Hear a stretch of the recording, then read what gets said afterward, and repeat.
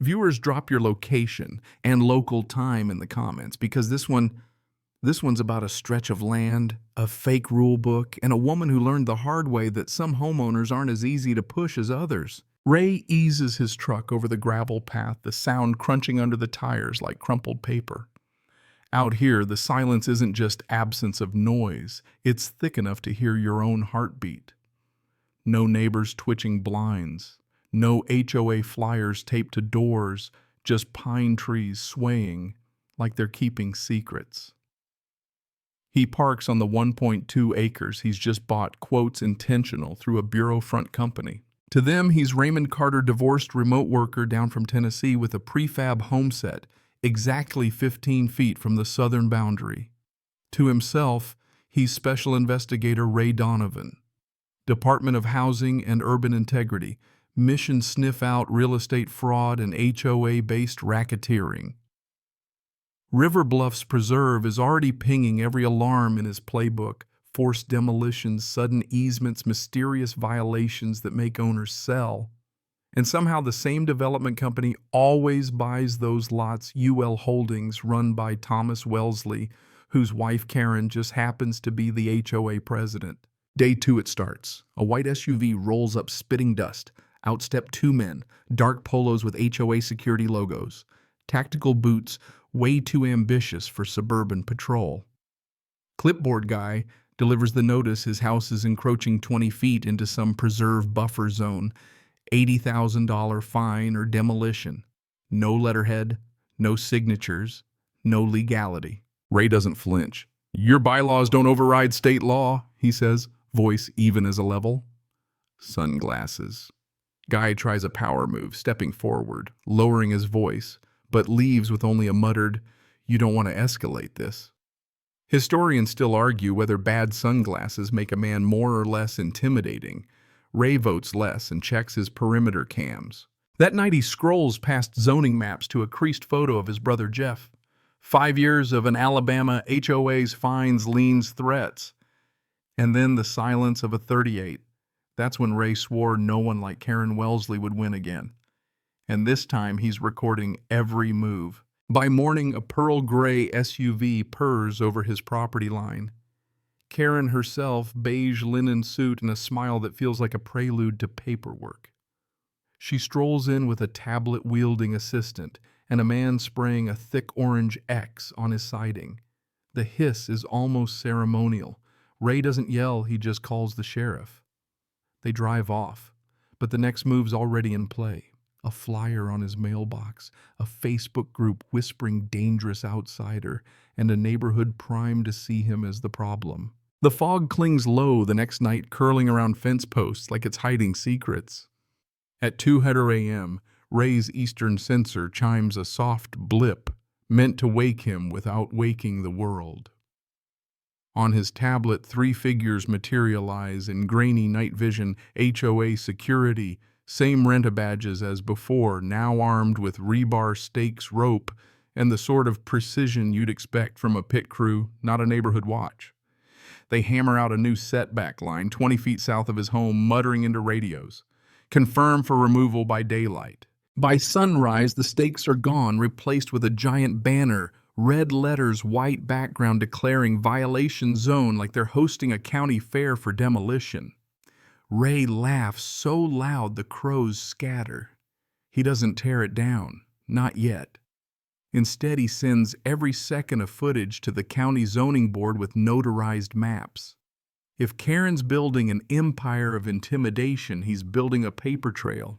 That afternoon, retired engineer Sam Hargrove stops by 6 blocks north. Baseball cap, knows the HOA's games. "Buffer zone's fake," he says flatly. Always was. He offers a thumb drive with county overlays proving Ray's lot sits 43 feet outside HOA limits, cleaner than, as Sam puts it, a preacher's browser history. Historians still argue whether that's a compliment or an insult. Ray files it under useful. But Karen escalates. An unmarked envelope shows up. Fake county seal, pixelated warning of imminent environmental risk and threatening suspension of construction. Minutes later, his bank calls a $250,000 lien filed electronically courtesy of River Bluffs Preserve. It's a full-court press, fake signatures, phantom surveyors, even a forged zoning map uploaded to county records under the name Roger Kinland. The clerk swears they've never employed him. Ray smells the rot. He traces the scam back every seized property under River Bluffs' watch, ends up in UL Holdings' portfolio. It's a land grab racket, false violations, forced sales, Thomas Wellesley cashing in. This time, though, they've picked a man with a federal badge in his desk drawer. The plan forms quick. A forged consent letter, no letterhead, no notary, just enough legal jargon to look like surrender. He leaves it on the porch table beside a sweating glass of lemonade and yesterday's zoning maps, then steps out for 2 hours. At 11:42 a.m., the porch cam catches her. Karen herself, latex gloves, oversized sunglasses, smile like a cat finding the cream. She plucks the folder, tucks it into her tote, and walks off without a glance at the lamp cam aimed straight at her face. Ray's already back inside watching it live. The bait is set. Morning comes with the hum of diesel. A flatbed truck idles at the tree line, followed by 2 pickups and an unmarked van.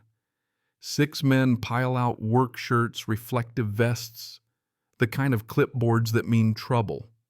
The bald foreman barks orders Jack the structure prep for repositioning.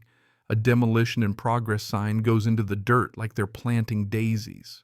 Karen arrives last, tote bag, swinging sunglasses on clipboard in hand.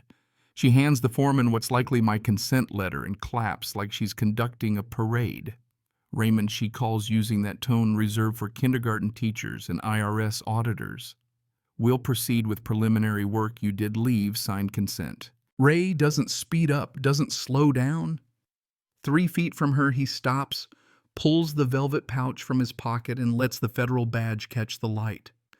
Karen Wellesley, you are officially notified that a federal investigation has been opened against you for fraudulent property claims, document forgery, unlawful lien filings, and conspiracy to interfere with private ownership. Gasps ripple through the crew. One man drops his wrench. Karen blinks twice, then crumples straight into the HOA manicured turf, dead faint. Somewhere, historians still argue whether it was shock guilt or bad breakfast. 3 unmarked SUVs and a county patrol car swing in. Feds and deputies move like clockwork, clean, silent, efficient. Karen's wrists are zip-tied before she's fully awake. Thomas Wellesley is picked up later at UL Holdings' blindsided mid-meeting. By week's end, the county clerk who let the fake map slide is arrested for bribery. Court is swift. Sam testifies, armed with photos, recordings, and emails dripping with Karen's passive-aggressive tone. The prosecutor reads her line aloud. If this Carter guy won't comply, we'll make him one way or another. I'm not above getting creative. The judge leans back and says, that'll be enough creativity for the next 15 years. River Bluffs. Preserve HOA dissolves, assets seized, restitution claims flood in. Weeks later, Ray's porch holds a fresh cup of coffee and a new sign where the violation banner once flapped 15 feet of freedom. Not 1 inch less. Sam drops by with pickled okra and news the county might turn the HOA building into a library, fitting, Ray says. People can read about the laws she broke. A boy on a bike slows, points at the sign. Did you win? Ray smiles. They tried to take my land. I'm still here. What do you think? The boy grins, pedals off, red bandana snapping behind him like a victory flag. The last evidence packet goes to the bureau, but Ray leaves one thing in the mailbox, a laminated note for the next owner. This land is yours. If someone knocks and says otherwise, tell them about Karen. A QR code leads to the badge reveal and Karen's collapse. Justice doesn't always roar. Sometimes it just stands its ground.